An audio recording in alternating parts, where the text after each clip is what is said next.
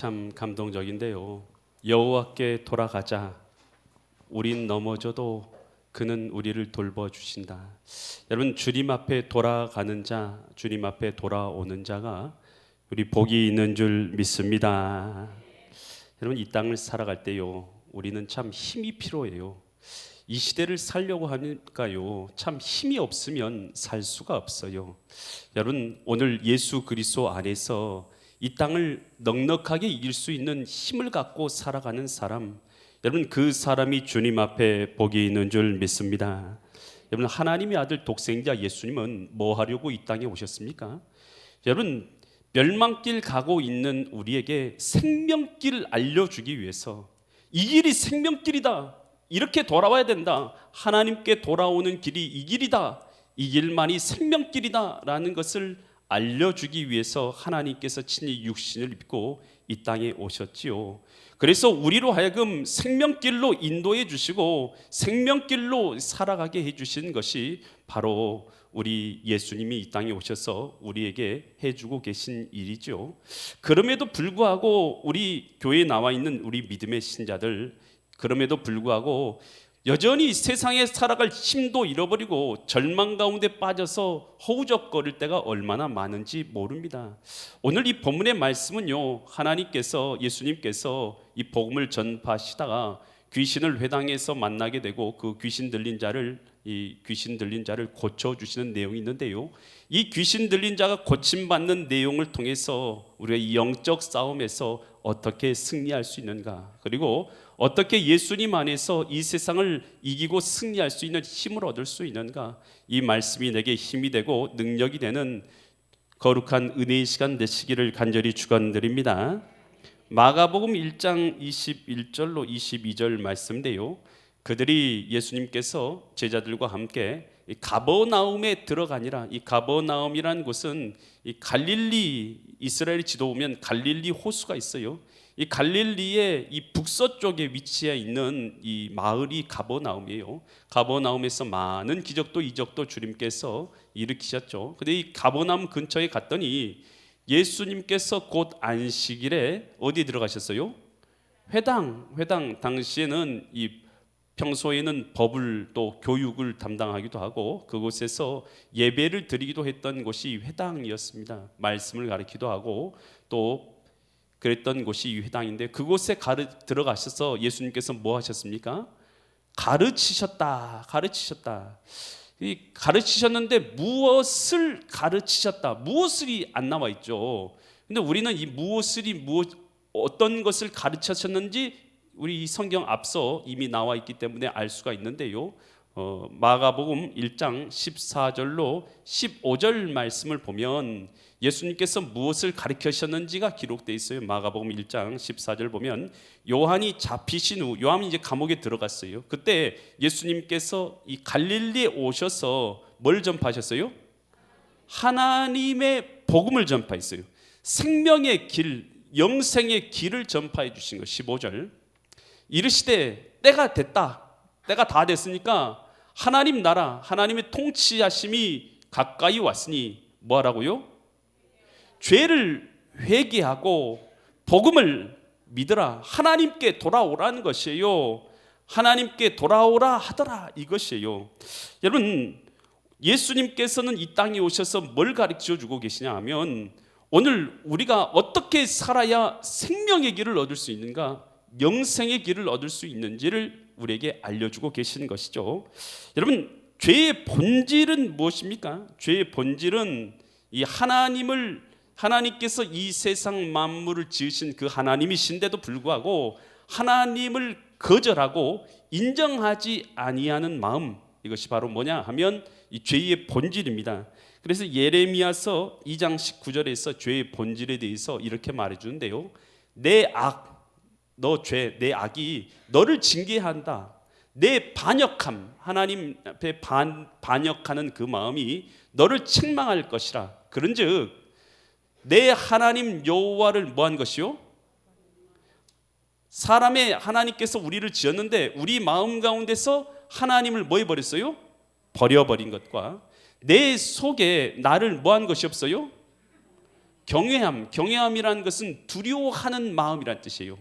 하나님을 두려워하지 않으면 뭐하며 살아갑니까? 죄 가운데 살아가는 거예요. 나를 경외함이 없는 것이 뭐예요? 그게 악이고 죄라는 거예요. 그것이 또 고통인 줄 알라. 주 누구의 말씀이라? 만군의 여호와의 말씀이니라. 하나님께서 뭐라고 말하면 너희가 나 버린 게 죄야. 나를 두려워하지 않고 살아가는 것이 죄다라고 주님께서 말씀하신 거예요. 그래서 우리가 죄의 본질은 뭐냐? 하나님을 마음 가운데 두기 싫어하는 거예요. 이것이 죄의 본질이에요. 여기서 뭐가 나오게 되냐? 로마서 1장 28절로 31절에서 바울은 이렇게 말하고 있어요. 또한 그들이 마음에 뭘 두기 싫어했어요?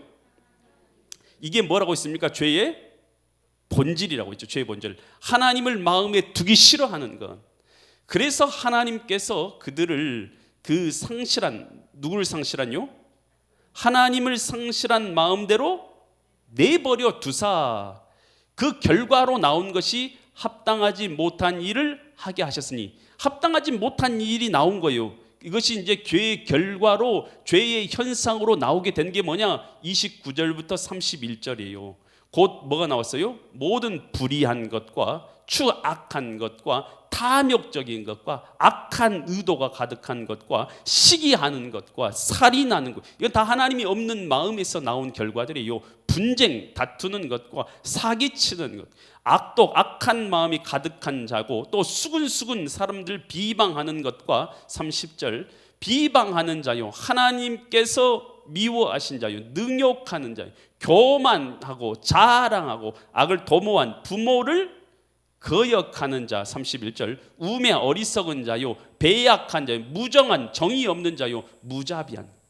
여러분, 이 다 모든 것이 죄의 현상이에요. 뭐로부터 말미암은 죄의 현상이에요?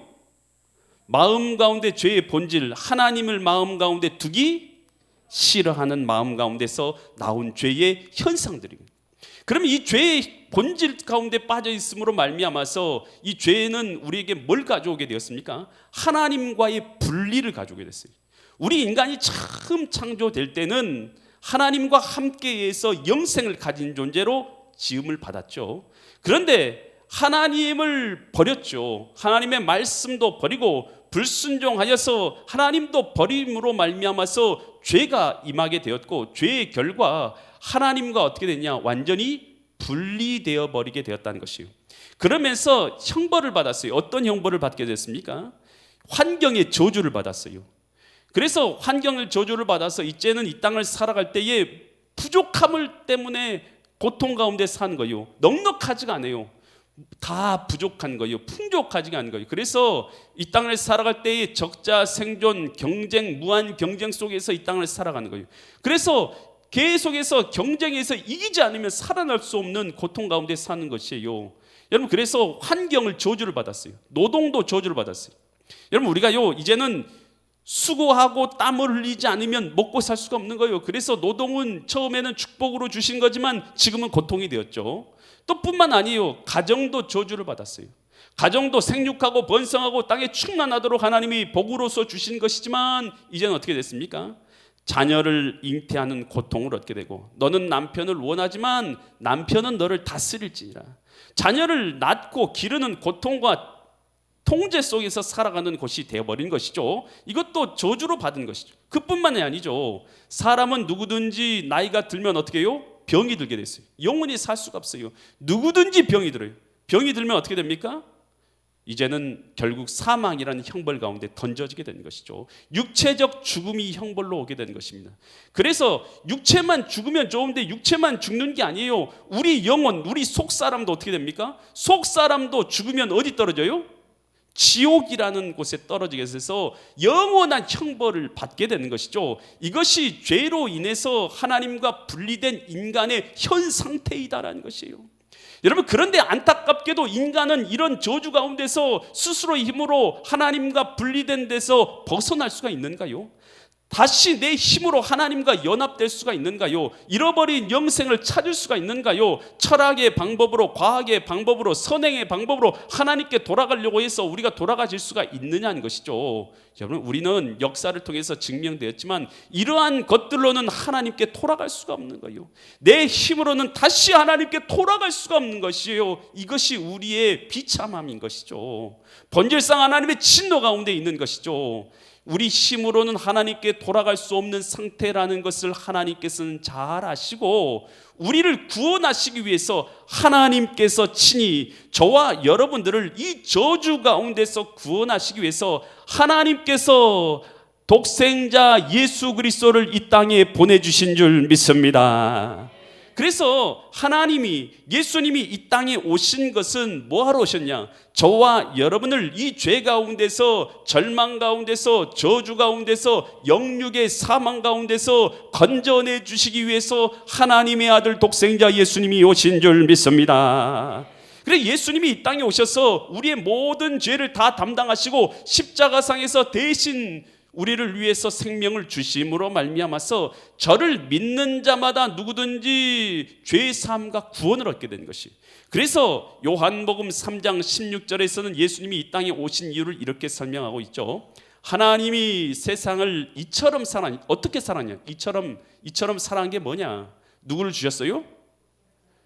독생자 예수님을 주셨으니 이는 그를 뭐 하는 자마다요? 누구를 믿는 것입니까? 이 땅에 하나님의 아들 독생자 예수님이 나를 구원하러 오셨다는 것을 믿는 자마다 뭐 하지 않고요? 저주 가운데서, 사망 가운데서 영육에 멸망하지 않고 뭘 얻을 수 있게 하셨어요? 영생을 얻게 하려 하심이니라. 그래서 생명의 길을 우리에게 열어주시고 생명의 길로 우리를 인도해 주시기 위해서 하나님의 아들 독생자 예수님이 이 땅에 오신 것이죠. 요한복음 1장 21절에서 이렇게 말하죠. 영접하는 자, 영접한다는 뜻은 무슨 뜻입니까? 환영해서 모셔드린다는 뜻이에요. 환영해서, 억질로 모셔드리는 게 아니에요. 환영해서, 기쁨으로 모셔드리는 거예요.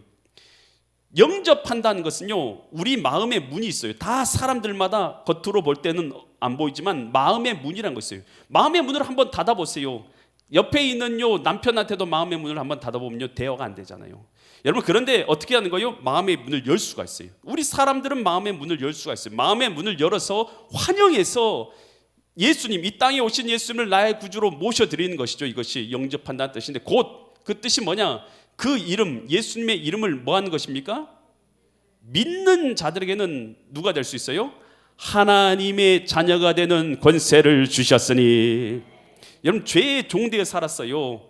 여러분, 사단의 종되어 살았어요. 그랬던 우리가 예수님을 영접함으로, 그 이름을 믿음으로 이제는 뭐가 되었냐? 하나님의 자녀가 되는 줄 믿으시기 바랍니다. 예수님을 영접하셨습니까? 그러면 여러분은 앞으로 하나님의 자녀가 되는 게 아니라 이미 하나님의 자녀인 줄 믿습니다. 그래서 요한복음 14장 6절에서는 이렇게 말하죠. 예수께서 이르시되 내가 곧 뭐가 되신다고요? 길이라는 거요, 진리라는 거요, 뭐예요? 생명, 영생의 길이라는 것이에요. 그래서 나로 말미암지 않고는 아버지께로 올 자가 있어요, 없어요? 없습니다. 여러분, 그래서 예수님이 이 땅에 오신 것은 우리에게 생명의 길을 알려주러 오신 줄 믿으시기 바랍니다. 누가 생명의 길입니까? 예수님이 생명의 길이에요. 이 길은 눈으로 보여요, 안 보여요? 우리 겉으로 보는, 눈으로 보는 길이 아니에요. 내 마음 가운데 예수님이 내 마음의 주인 되심으로 오늘 우리가 걸어갈 수 있는 길인 줄 믿으시기 바랍니다.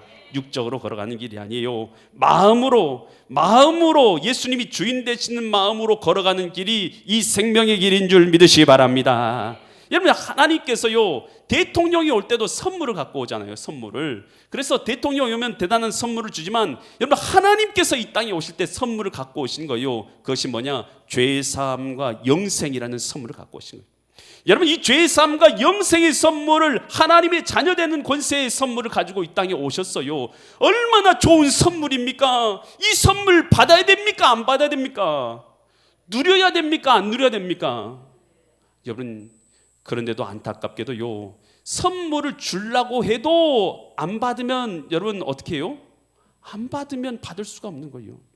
하나님의 아들 독생자 예수님이 이 선물 가지고 오셔서 여러분에게 생명길을 알려주려고 아무리 말씀을 해주셔도, 아무리 길을 가르쳐줘도 내 마음 꼭 닫고 예수님을 나의 구주로 모셔드리지 않으면 선물을 받을 수가 없는 것이에요. 여러분, 우리의 마음을 활짝 열고 여러분 예수 그리스도를 나의 구주로 모셔드려 생명의 선물을 받을 수 있기를 간절히 축원드립니다.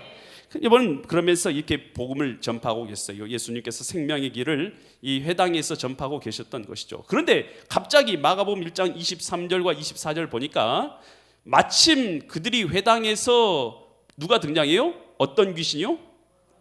더러운 귀신. 여러분, 귀신이 깨끗하다고 생각하는 것은 정말 오산이에요. 성경에서는 귀신은 어떻다고 말하고 있어요?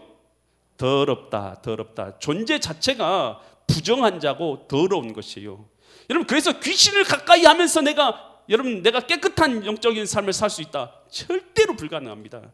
귀신은요, 더러운 것이에요. 멸망으로 이끌어가는 것이 귀신인 거예요.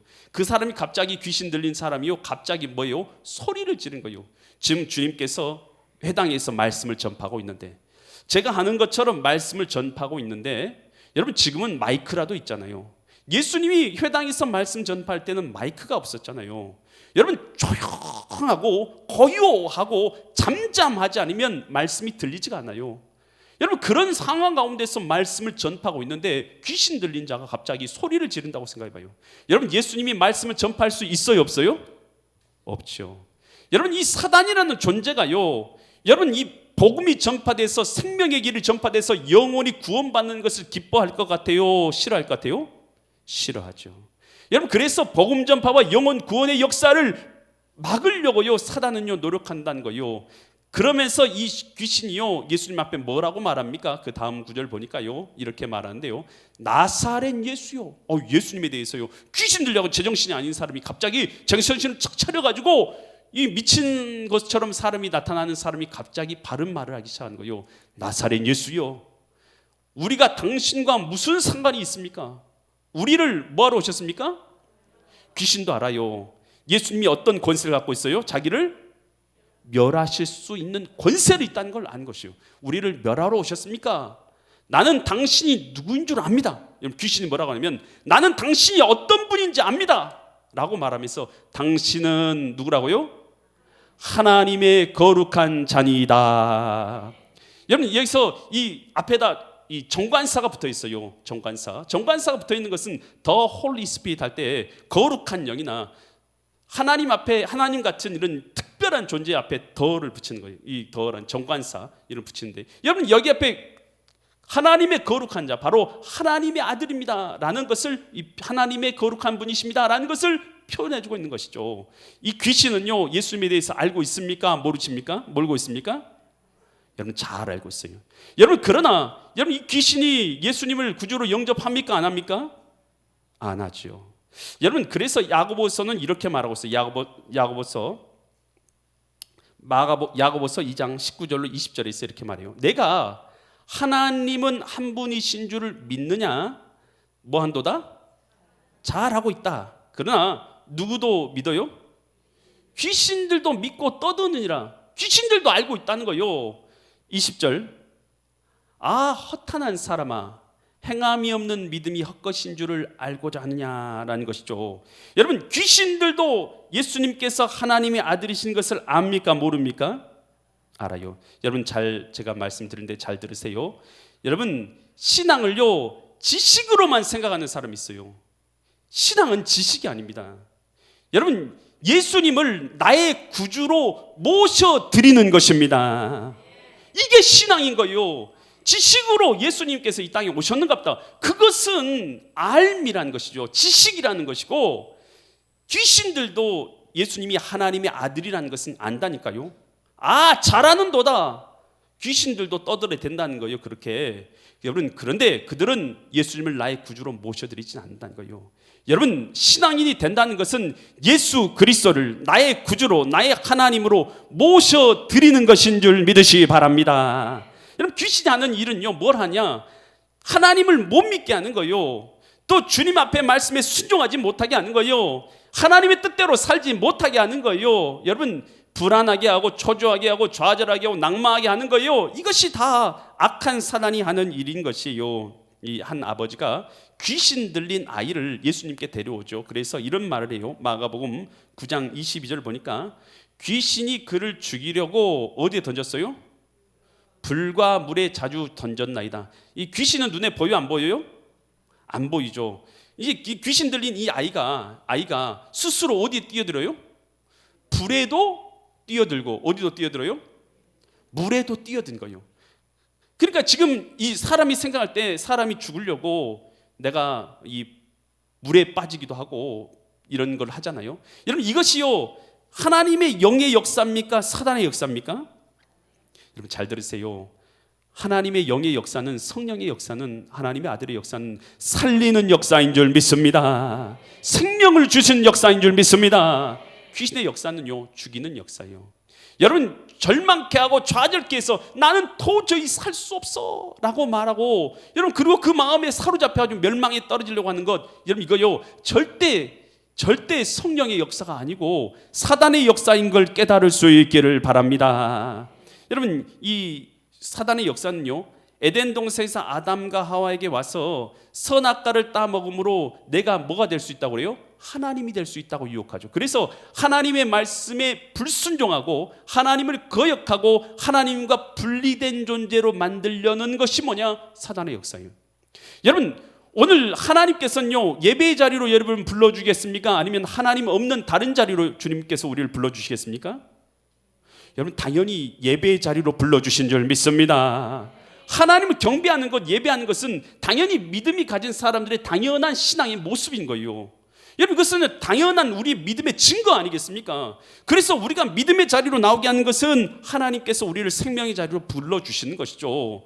그러나 오늘 우리로 하나님으로부터 우리를 분리하는 것은요 여러분 우리 하나님 없이 살아가는 것은요 하나님께 불순종하게 만드는 것은요 여러분 이것은 성령의 역사도 하나님의 역사도 아니고 이것은 사단이 우리에게 주는 생각이고 잘못된 생각인 것을 깨달을 수 있기를 바랍니다. 여러분 이 마귀는요 하나님의 영도요 우리가 하나님의 영도요 이 말씀을 통해서 우리에게 생각을 넣어주십니다. 어떤 생각을 넣어주시냐 하면 하나님을 기쁘시게 할 소원을 품고 행하게 하셔요. 어떤 생각을 주신다고요? 하나님을 기쁘시게 할 소원을 두고 행하게 하시고 그래서 하나님의 영이 우리 가운데 역사하실 때는 우리는 어떠냐? 내가 어떻게 살아가기를 원해요? 주님을 기쁘시게 해요. 나 주님의 기쁨 되기 원하네. 나 주님의 기쁨 되기 원하네. 어떻게 하면 내가 하나님을 기쁘게 할 수 있을까?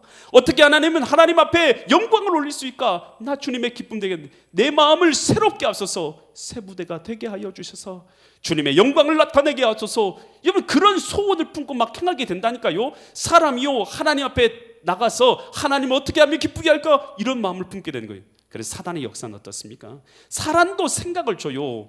하나님과 분리된 생각을, 반역된 생각을, 악한 생각을, 탐욕을 따라서 살아가는 생각을 주는 거예요. 여러분 이 가룟 유다가요 누구를 팔 생각을 갖게 돼요? 예수님 팔 생각을 얻게 돼요. 요한복음 13장 2절에서 이에 대해서 이렇게 말해주고 있어요. 마귀가 벌써 시몬의 아들 가룟 유다의 마음에 예수를 팔려는 생각을 여러분 지금 성령께서도 생각을 넣을 수 있지만 누구도 생각을 넣을 때가 있어요? 마귀도 사단도 우리에게 생각을 넣어줘요. 여러분 사단이 주는 생각 따라서 살아가면 멸망길 가는 것입니다. 그러나 주님께서 주시는 생각을 따라서 살아가면 생명의 길을 따라서 살아갈 수 있게 되는 줄 믿으시기 바랍니다. 그래서 오늘 고린도후서 4장 3절과 4절에서 이 바울은 이렇게 말해요. 만일 우리의 복음이 생명의 길이 복음의 말씀이 가려졌으면 누구에게 가려졌냐? 누구에게 가려졌다고요? 망하는 자들 바로 사단을 뜻합니다. 악한 영에게 가려진 것이라 4절. 그 중에 이 세상 신, 이 사단을 뜻합니다. 믿지 아니하는 자들의 마음을 뭐하게 하고 있다고요? 혼미하게. 여러분 혼미하게 한다고 해서 여러분 이 오락, 중독, 술 이런 것 때문에 여러분 생각해 보세요. 이거 하는 게 나쁘다는 얘기가 아니에요.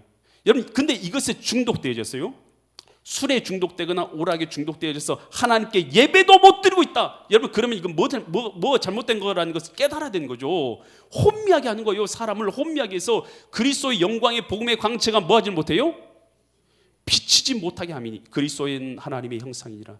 여러분 주님 앞에 나와서 예배도 못하게 만들고 있다. 근데 그것이 오락 때문이다. 여러분 이거 잘 생각하셔야 돼요. 그것이요 술 때문이다. 잘 생각해야 돼요. 그것이 도박 때문이다. 잘 생각해야 돼요. 그것이 스포츠 때문에 잘 생각해야 돼요. 여러분 그거 할 수도 있어요. 그것이 나쁘다는 게 아니에요. 하지만 그것에 중독돼 가지고 모든 것을 다 잃어버리게 만든다면, 여러분 신앙까지도 잃어버리게 만든다면, 여러분 그 가운데서 사단이 강력하게 역사하고 있다는 것을 깨달아야 될 줄 믿습니다. 사단은 눈에 안 보여요. 역사하는 과정들만 보이는 것이죠. 그러면서 예수님께서 마가복음 1장 25절로 27절에서 이렇게 말씀하세요. 예수께서 뭐 하십니까?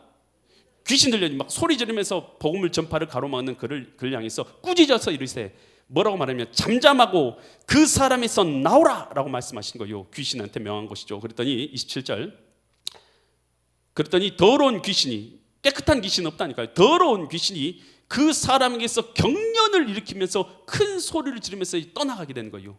그러면서 27절, 다 놀라서 서로 물어 이르되 이가 어찌 되냐? 권세 있는 새 교훈이다. 더러운 귀신에게 명한즉 순종하더라. 여러분 예수님께서는 이 귀신과 악한 권세, 더러운 것들을 물리치시는 능력이 그에게 있는 줄 믿으시기 바랍니다. 여러분 예수님이 구주 되시고 나의 주인 되신다고 하면 왠지 내가 그에 구속되고 결박되고 고통받고 힘들 것 같은 그런 생각이 들어서 예수님을 영접 안 하는 사람이 있을지 모르겠어요. 여러분 예수님이 주인 된다는 건 그런 것이 아니에요. 여러분 사단에 결박되어 있던 그 사람이 예수님의 이름으로 해방되는 걸 믿으시기 바랍니다. 귀신 들려서 좀 잘못된 인생 살고 있었잖아요. 그 사람이 정상적으로나 살았겠습니까? 귀신 들려 소리 지른 그 사람이. 여러분 그런데 예수님이 주인 되신다는 것은 그 귀신이 그를 묶고 있는 더러운 것이 떠남으로 말미암아서 정상적으로 이 세상 가운데서 새로운 믿음의 삶을 살아가고 이 세상을 살아갈 수 있는 힘과 담대함을, 능력을 얻게 되는 것을 말하는 줄 믿으시기 바랍니다. 여러분 예수님 주인 된다고 하니까 내가 거기에 구속돼가지고 막 난 힘들고 절망하고 그런 것이 아니에요. 오늘 예수님이 오신 것은 우리로 생명을 주시기 위해서 오신 줄 믿으시기 바랍니다. 그래서 예수님을 믿는다라는 것, 나의 주님으로 모셔드린다는 것은 생명의 삶을 얻는다라는 것을 의미하는 거예요. 여러분 이 코카콜라의 창업자가 아서 캔들러입니다. 여러분 이 미국이 수교하지 않는 나라가 혹시 있을지 모르겠지만 코카콜라가 들어가지 않는 나라가 없다라는 그 말은 유명하죠.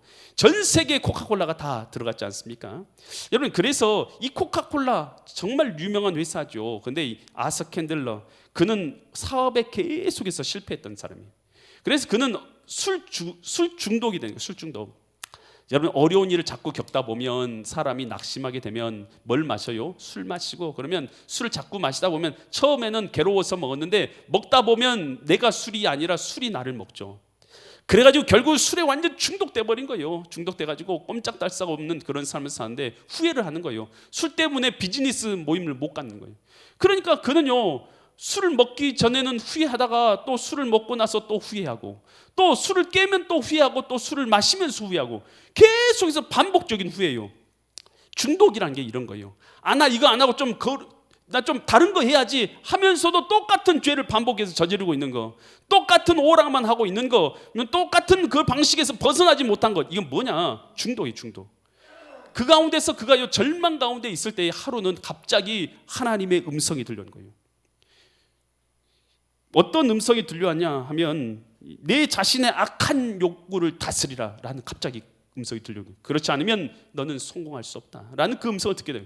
너무 깜짝 놀라가지고 이런 음성을 내가 왜 갑자기 듣지 하고는 아내에게 갔던 거예요. 아내가요 독실한 크리스찬이었어요.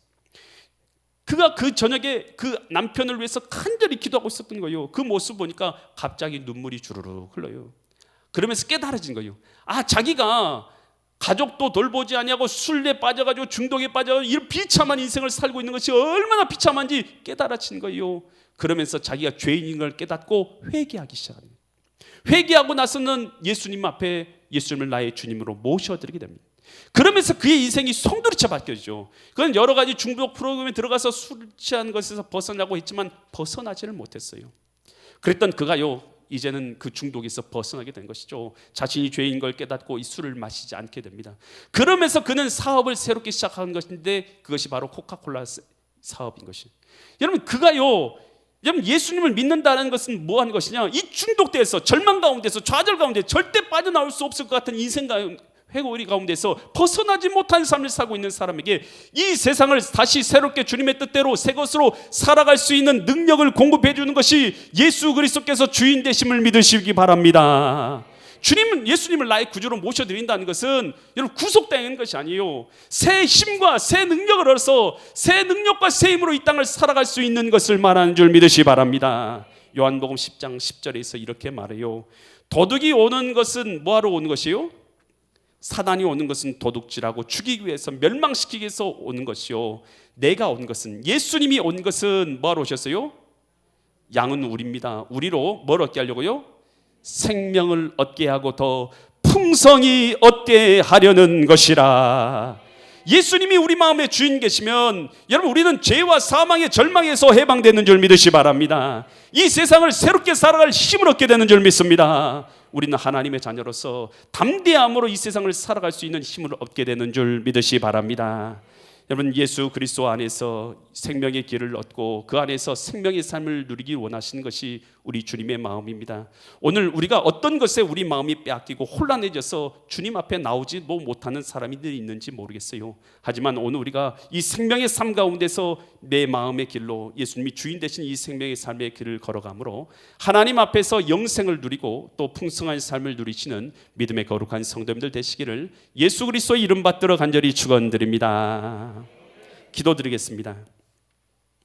거룩하신 아버지 하나님, 오늘 이 시간도 우리가 예수님 앞으로 나오게 하여 주셔서 감사를 드립니다. 오늘 우리에게 생명의 길을 알려주셔서 고맙습니다. 그럼에도 불구하고 우리가 무엇에 미혹되어져서 이 생명의 길을 마음으로 보지 못하고 자꾸만 하나님 없는 삶으로 우리가 나아가서 육신과 영혼의 절망 가운데 스스로 빠져드는지 모르겠습니다.